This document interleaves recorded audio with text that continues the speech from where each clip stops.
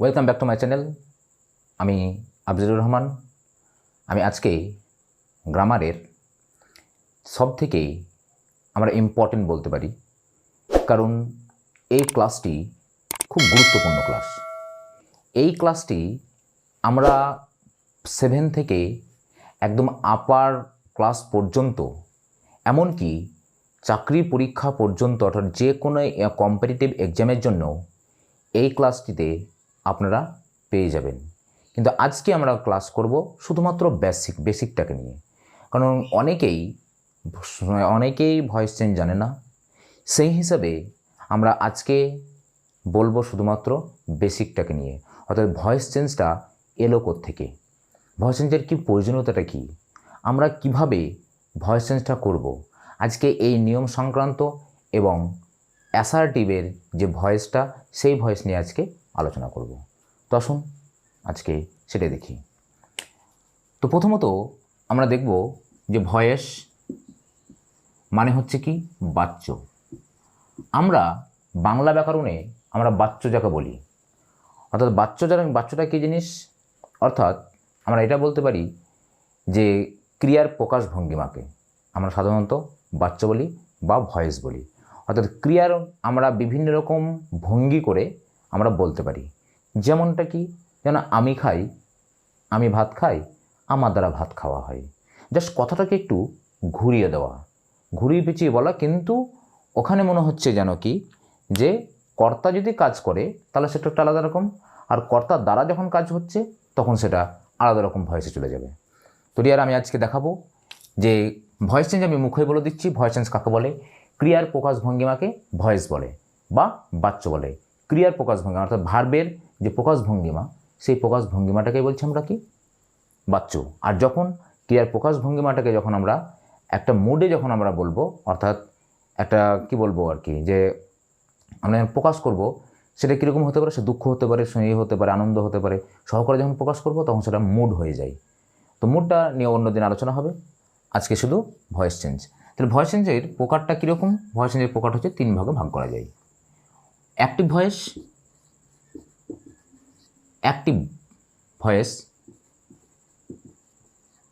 Passive voice, তারপরে হচ্ছে কি কোয়াসি প্যাসিভ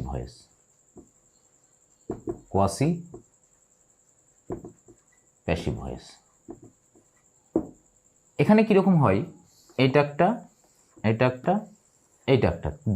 তিনটে ভাগ হলো। তাহলে এই অ্যাক্টিভ ভয়েসটা কাকে বলা হয়? অ্যাক্টিভ ভয়েসের মানেটা হচ্ছে বাংলায় যাকে বলা হয় কর্তৃবাচ্য। প্যাসিভ ভয়েস হচ্ছে যাকে বাংলায় বলা হয় কর্মবাচ্য। কোয়াসি প্যাসিভ ভয়েস যাকে বাংলায় বলা হয় কর্তৃবাচ্য। তো এই জিনিসটা আমরা আগে দেখব অ্যাক্টিভ ভয়েস কাকে বলা হয়।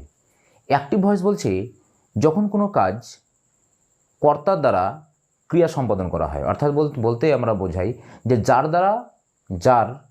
অর্থাৎ বাক্যে যে ক্রিয়া সম্পাদন করে তাকে বলা হয় অ্যাক্টিভ ভয়েস। প্যাসিভ ভয়েস বাক্যে যার দ্বারা ক্রিয়া সম্পাদন করা হয় সেটাকে বলবো প্যাসিভ ভয়েস, অর্থাৎ সেখানে ওই কর্তা থেকে কর্মটাকে বেশি প্রাধান্য দেওয়া হয়, কর্মবাচ্যে। এবং কোয়াসি প্যাসিভ ভয়েস কর্তৃবাচ্য, মনে হয় কর্মবাচ্য, দেখে মনে হবে কর্মবাচ্য, কিন্তু সেটা কর্তৃবাচ্য মতো কাজ করে। অতএব আমরা এই 3টি ভয়েস সম্পর্কে জানব, কিন্তু আমাদের 3টি ভয়েস সম্পর্কে শুধু জানলে হবে না, আমাদের যে সেন্টেন্স যে 5 রকমের হয়, assertive, imperative, interrogative, optative and exclamatory sentence. তো প্রত্যেকটা সেন্টেন্সের যে ভয়েস হয়, হয়তো আজকে আমি অ্যাসার্টিভ সেন্টেন্স নিয়ে আলোচনা করব। অ্যাসার্টিভ সেন্টেন্সটা সম্পর্কে আলোচনা করতে চাই আমি। তো দেখুন,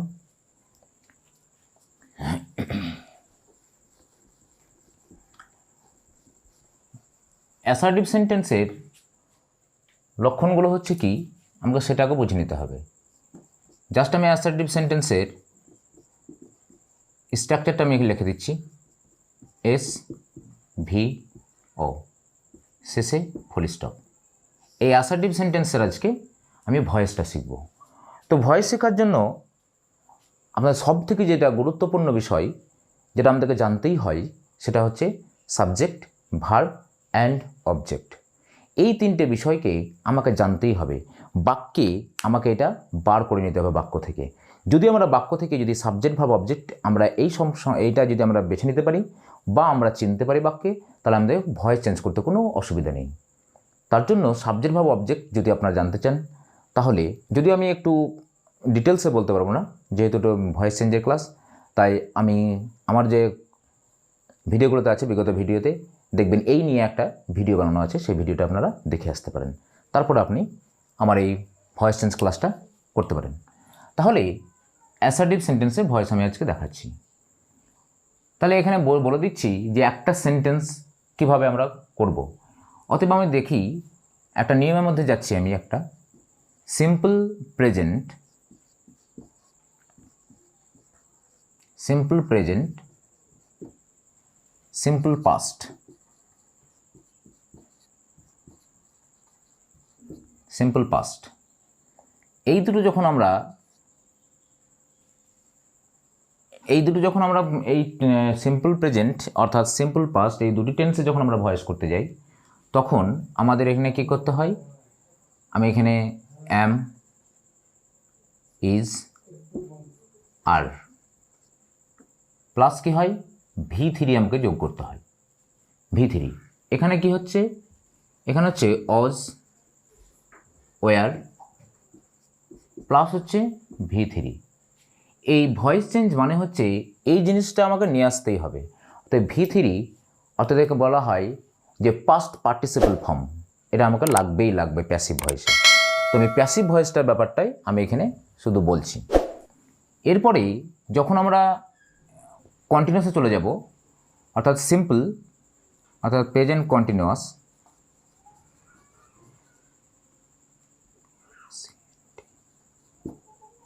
present continuous,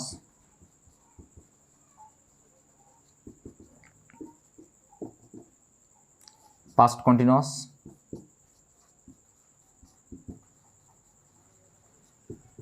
future continuous.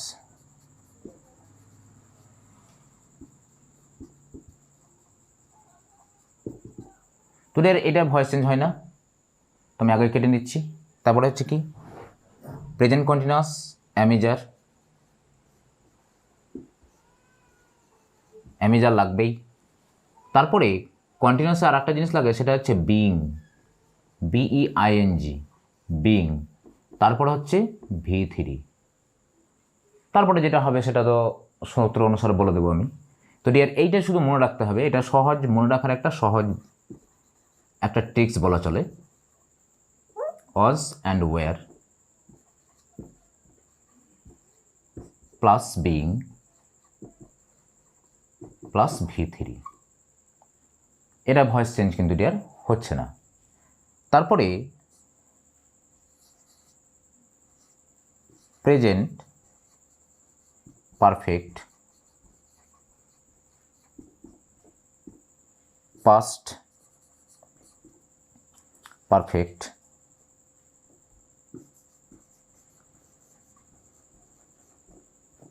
Perfect, future perfect, future perfect. এখানে কি হচ্ছে, প্রেজেন্ট পারফেক্ট আমরা দেখব have plus been plus V3। এখানে হ্যাভটা শুধু জাস্ট হ্যাড হয়ে যাবে, বিনই থেকে যাবে, এখানে V3। এখানে হচ্ছে কি shall, will have plus been plus V3। তো ডিয়ার এই যে স্ট্রাকচারটা আমি বললাম, এই স্ট্রাকচারটা শুধু আপনি লক্ষ্য করবেন। তারপর আমি একটা একটা করে আমি বলবো যে কীভাবে হচ্ছে, উদাহরণ দিয়ে আমি বলে দেব। তারপরে যেটা বাকি থাকলো সেটা হচ্ছে সিম্পল ফিউচার। এই সিম্পল ফিউচারটা আমার বাকি রয়ে গেছে। তো সিম্পল ফিউচারটা হচ্ছে কিভাবে করব, আমি জাস্ট এটার জন্য একটু আপনারা একটু মনে রাখবেন যে সিম্পল ফিউচার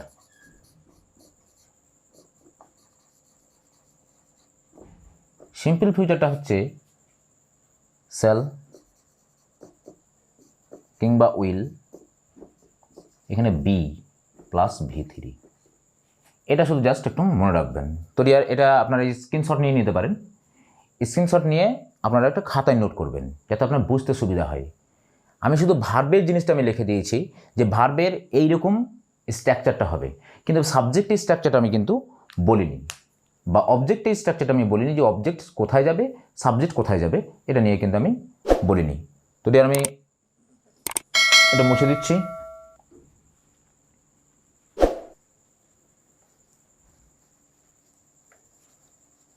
এবার আমি আলোচনা করব প্রেজেন্ট ইনডিফিনাইট এবং পাস্ট ইনডিফিনাইট, দুটো পাশাপাশি আলোচনা করব যাতে আপনাদের বুঝতে সুবিধা হয়।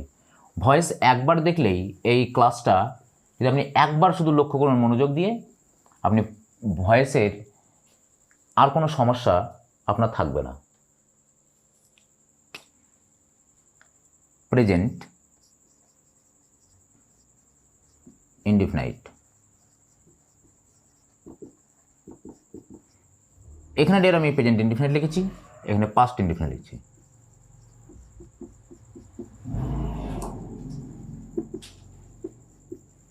পাস্ট ইনডিফিনাইট লিখলাম।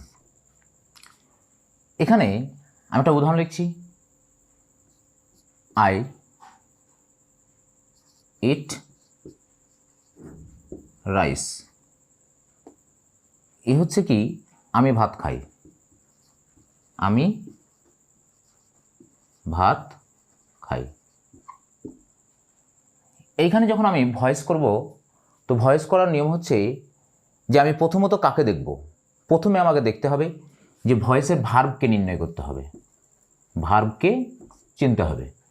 তো প্রথমে হচ্ছে ভার্বকে চিনব, তারপরে যা হবে হবে।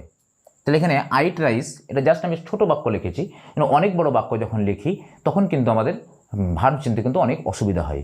কিন্তু যদি আমরা ভার্বকে শুধু চিনতে পারি তাহলে সাবজেক্ট অবজেক্ট সম্পর্কে আমরা অটোমেটিকলি আমরা খুঁজে নিতে পারবো। তাহলে এখানে ভার্ব হচ্ছে কি, ইট, ভার্ব। এবার এই ভার্বকে যদি আমি প্রশ্ন করি কে, কে দিয়ে, অতএব এখানে ভার্ব হচ্ছে কি, ইট মানে হচ্ছে খাই। তাহলে আমি একে প্রশ্ন করছি কে খায়। বাক্যকে যদি প্রশ্ন করা হয় কে খাই, তাহলে কে জায়গায় আমার উত্তর আসবে কি, আমি। তাহলে আমি খাই মেন হচ্ছে আই, তাহলে আইটা হচ্ছে সাবজেক্ট। এবার আমি ভার্বকে প্রশ্ন করছি কি খাই। একটা দুটো প্রশ্ন হয়, একটা কি একটা কাকে। যদি প্রাণীবাচকের জায়গায় কাকে বলি তাহলে সেটা হয়, আর যদি আমরা দেখি যে বস্তুবাচক তাহলে কি দিয়ে প্রশ্ন করি, তাহলে কি খাই, তাহলে এখানে বলছে ভাত খাই, অর্থাৎ ভাত, অর্থাৎ রাইস, RICE এখানে, তাহলে রাইসটা হচ্ছে অবজেক্ট।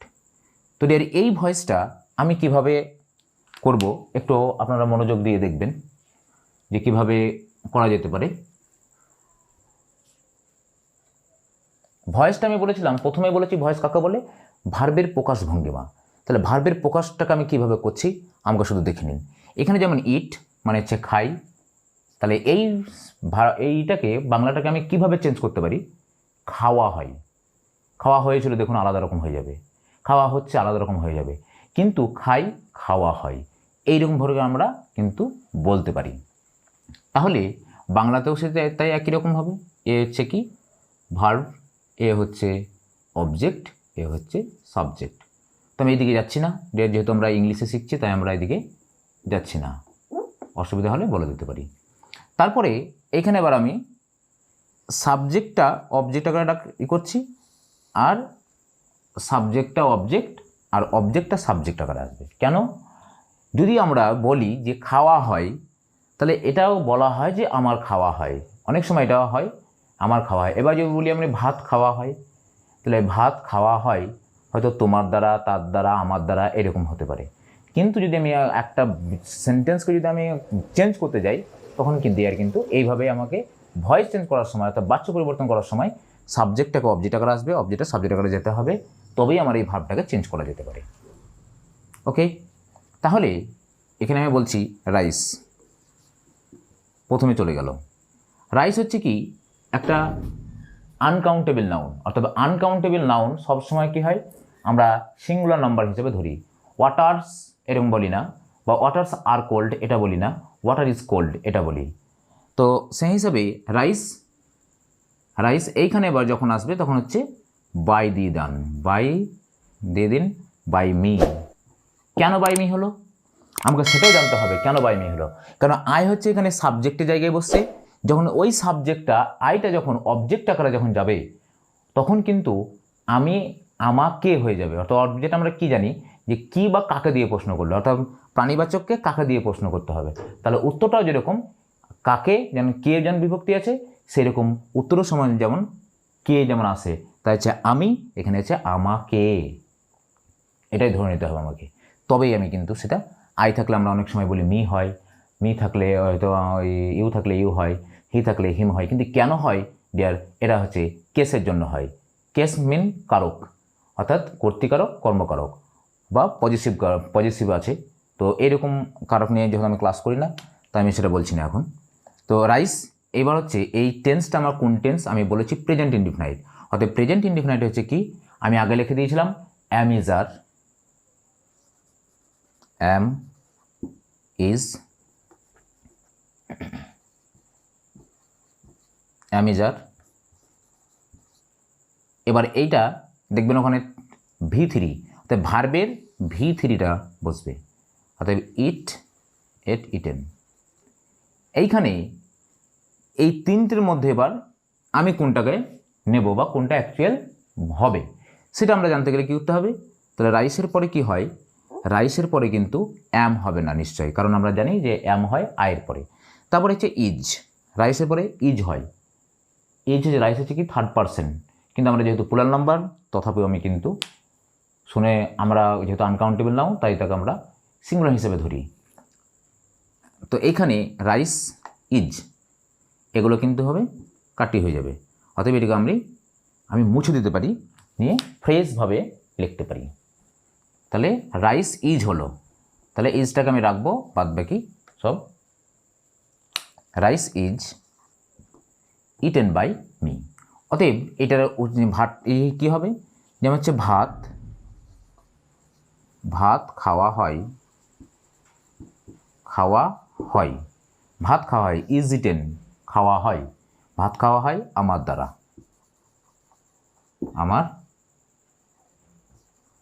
আমার দ্বারা, ভাত খাওয়া হয় আমার দ্বারা। তো এটা খুব সুন্দর, বুঝতে পারছেন নিশ্চয়ই। তারপরে এবার পাস্ট টেন্স চলে যাই, আমি এটাকে নিয়ে আমি পাস্ট টেন্স চলে যাই। I ate rice, I ate rice, আমি ভাত খেয়েছিলাম, আমি ভাত খেয়েছিলাম। তো ডিয়ার এইখানে এবার আমি কীভাবে করব, আমার সেম টু সেম একই রকম পদ্ধতি, সেটা হচ্ছে ভার্বকে চিনব। ভার্ব হচ্ছে কি এট, সাবজেক্টকে আমরা জানি এখানে প্রথমেই দেখে নিয়েছিলাম সাবজেক্টটা এখানে, যদি অন্য সময় এগুলো নির্ণয় করতে হয় এটা আমরা জানি। তাহলে আমার জাস্ট একটু পার্থক্যটা শুধু আমি জাস্ট লক্ষ্য করুন, যেখানে যেরকম সাবজেক্টটা অবজেক্ট আকারে আসবে আর অবজেক্টটা সাবজেক্ট আকারে আসবে, এটা হচ্ছে ব্যাপার। রাইস হচ্ছে রাইস। এইবার আমাকে কি বলবো, এখানে অ্যামিজার ছিল, ওখানে দেখবেন আমি স্ট্রাকচারে প্রথমে যখন আমি স্ক্রিনশট নিতে বলি তখন কিন্তু এইরকম আকারে ছিল রাইস। এবার পাস্ট টেন্স হচ্ছে কিন্তু সেটা অজ কিংবা ওয়ার হয়ে যাবে। রাইস, অজ আর ওয়ার নিয়ে এটার V3, অতএব ইটেন, ইটেন। কিন্তু ডিয়ার এবার এখানে কি হবে, বাই, আই থাকলে মি হয়, অতএব মি হচ্ছে একটা ফর্ম, কি ফর্ম, অবজেক্টিভ কেস। এই হচ্ছে ব্যাপার। এবার আমি এখানে কোনটা গ্রহণ করব, ওয়াজ না ওয়ার। তাহলে এখানে আমাকে গ্রহণ করতে হলে কী করতে হবে, রাইস আমরা জানি যে রাইস আনকাউন্টেবল নাউন, তাই এটা সিঙ্গুলার হিসাবে প্রযোজ্য। অতএব rice was eaten by me, অতএব ভাত খাওয়া হয়েছিল আমার দ্বারা, ভাত খাওয়া হয়েছিল, হয়েছিল আমার দ্বারা। এবার আপনারা এইরকম টাইপের বাক্যগুলো নিজে নিন এবং আপনারা প্র্যাকটিস করতে পারেন। Present indefinite, past indefinite. তো এখানে আর একটা জিনিস বললাম না যে এখানে বাই, শুধু কি বাই হয়? শুধু কি বাই হবে? না, এখানে বাই হচ্ছে যদি প্রাণীবাচক হয় তাহলে সেটা বাই হয়, কিন্তু যদি অপ্রাণীবাচক হয় তাহলে কিন্তু সেখানে উইথ হয়, সেখানে উইথ। যদি অপ্রাণীবাচক হয় বাই উইথ। কোন ক্ষেত্রে? অপ্রাণীবাচক। অতএব এই পেন অপ্রাণীবাচক। একটা লাঠি দিয়ে আমি সাপকে মারলাম, কেন উইথ হয়ে যায়। তো পরের ক্লাসে এগুলো বলবো। এবং কখনো টু হয়, কোন ক্ষেত্রে?